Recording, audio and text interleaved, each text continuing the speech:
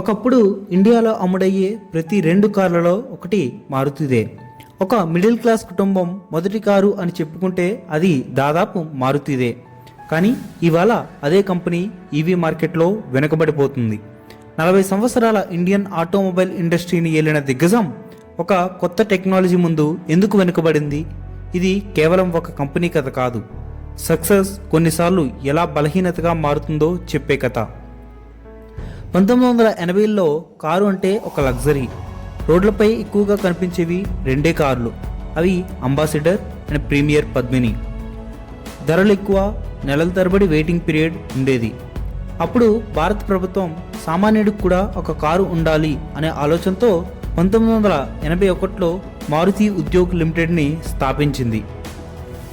కానీ ఒక కంపెనీని ప్రారంభించడం ఒక విషయం, ప్రపంచ స్థాయి కారును తయారు చేయడం మరో విషయం.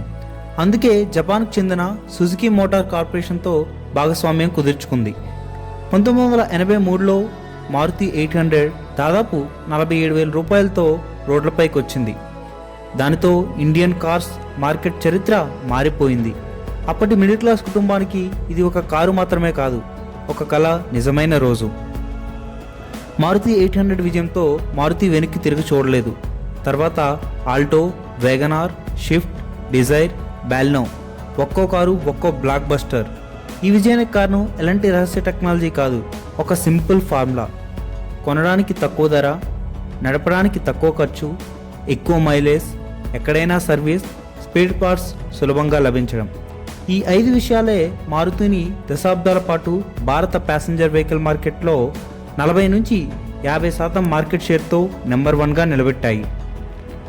ఒక దశలో ఇండియాలో అమ్ముడైన ప్రతి 2 కార్లలో ఒకటి మారుతిదే. మారుతి ఎప్పుడూ ఒకే టార్గెట్ ఆడియన్స్ని ఎంచుకుంది. అవి మిడిల్ క్లాస్ ఇండియా. తక్కువ డౌన్ పేమెంట్, సులభమైన ఈఎంఐ, తక్కువ మెయింటెనెన్స్, దేశవ్యాప్తంగా వేలాది సర్వీస్ సెంటర్స్. ఈ మొత్తం ఎకోసిస్టమ్ కస్టమర్కి ఒక భరోసా ఇచ్చింది. కారు కొన్నాక కూడా నేను ఇబ్బంది పడను. అందుకే ఒక సాఫ్ట్వేర్ ఇంజనీర్ నుంచి ఒక చిన్న వ్యాపారి వరకు ఫస్ట్ కార్ అంటే మారుతిదే. అదే కాదు, మారుతి కార్స్ యొక్క రీసేల్ వాల్యూ కూడా ఎక్కువ. అంటే కొన్నప్పుడు నమ్మకం, అమ్మేటప్పుడు కూడా నమ్మకం. ఈ ట్రస్ట్నే మారుతి అతిపెద్ద అసెట్గా మార్చింది. చాలామందికి మొదటి కారు మారుతితోనే మొదలయ్యింది. అందుకే మారుతి అనేది ఒక కార్ బ్రాండ్ మాత్రమే కాదు, ఒక ఎమోషన్. ఒక జనరేషన్ నుంచి మరో జనరేషన్కు వెళ్ళిన పేరు. అంతటి బ్రాండ్ లాయల్టీ భారత ఆటోమొబైల్ చరిత్రలో చాలా అరుదు. అయితే 2020 తర్వాత ఒక కొత్త రెవల్యూషన్ మొదలయ్యింది. అదే ఎలక్ట్రిక్ వెహికల్స్. ఆ సమయంలో Tata Motors Nexon EV, Tata ఈవీలతో ముందుగానే మార్కెట్లోకి దూసుకెళ్ళింది. ఎంజీ, హుండాయ్, తర్వాత మహీంద్రా కూడా ఈవీలపై భారీ పెట్టుబడులు పెట్టాయి.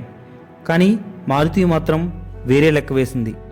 ఇంకా ఇండియాలో అఫోర్డబుల్ పెట్రోల్ కార్స్కే ఎక్కువ డిమాండ్ ఉంటుంది. అందుకే ఈవీల కంటే హైబ్రిడ్ మరియు సిఎన్జి టెక్నాలజీపై ఎక్కువ ఫోకస్ పెట్టింది. ఆ స్ట్రాటజీ పెట్రోల్ మార్కెట్లో బాగా పనిచేసింది. కానీ ఈవీ మార్కెట్ ఎవరి కోసం ఆగలేదు. ఈరోజు ప్యాసింజర్ ఈవీ సెగ్మెంట్లో టాటా బలమైన స్థానాన్ని సంపాదించుకుంది. మహీంద్రా కూడా వేగంగా ముందుకొస్తుంది. మారుతి మాత్రం ఇప్పుడిప్పుడే ఈ విటారాతో తన ఈవీ జర్నీని ప్రారంభించింది. అయితే ఇది నిజంగా మారుతి చేసిన తప్పేనా, లేక బిజినెస్ డెసిషనా? నిజానికి మారుతి ఎప్పుడూ మాస్ మార్కెట్ను మాత్రమే చూసింది. వాళ్ళకి తెలుసు, భారతదేశంలో ఇప్పటికీ లక్షల మంది తక్కువ ధర, మంచి మైలేజ్, తక్కువ మెయింటెనెన్స్ ఉన్న కార్లనే కోరుకుంటున్నారు. అందుకే వాళ్ళు తొందరపడలేదు. కానీ ఈవీ అడాప్షన్ అందరూ ఊహించిన దానికంటే చాలా వేగంగా పెరిగింది. అక్కడే మారుతి లెక్క కొంచెం తప్పింది. అయితే ఒక విషయం మాత్రం ఎప్పుడూ మర్చిపోవద్దు. 1983లో కూడా చాలామంది మారుతి విజయం సాధించదు అన్నారు. కానీ అదే కంపెనీ 40 సంవత్సరాలు భారత ఆటోమొబైల్ ఇండస్ట్రీని ఏలింది. ఇప్పుడు ఈ విటారాతో మరోసారి చరిత్రను తిరగరాస్తుందా, లేక ఈవీ యుగంలో మారుతి సుజుకి ఓడిపోతుందా?